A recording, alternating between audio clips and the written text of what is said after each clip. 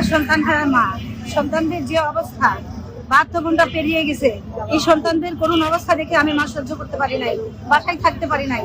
আমি ছুটে এসে তাদেরকে জোর করে অনেক বুঝিয়ে আমি তাদের অনুষ্ঠানটা ভাঙানোর চেষ্টা করছি এবং ভাঙাইছি। কারণ আমি চাই না যে আমার মতো কান্না করুক ওই সন্তানের বাবা মা। এটা আমি চাই না, এটা আমি চাইতে পারি না। কারণ আমরা জানি রাষ্ট্র শুধু রাষ্ট্রই চাই, রাষ্ট্র কখনো মানুষের জীবনে মূল্য দিতে চায় না, পারে না, তাই আমাদেরকেই আসতে হয়েছে। কিন্তু আমরা চাইছিলাম এখানে রাষ্ট্র আসুক, কিন্তু রাষ্ট্র যেহেতু চাই না, রাষ্ট্রের চাইতে জীবনের মূল্য কম, তাই আমাদের জীবন, সন্তানের জীবন আমাদেরকেই রক্ষা করতে হবে। তাই আমরা আপনার ছেলের নাম কি? শহীদ ফাহমিন জাফর, কোথায় শহীদ? উত্তরার প্রথম শহীদ, উত্তরা 18 জুলাই। এখন আসলে সরকারের কাছে প্রত্যাশা কি? সরকার আমাদের সকল দাবি মেনে নিক।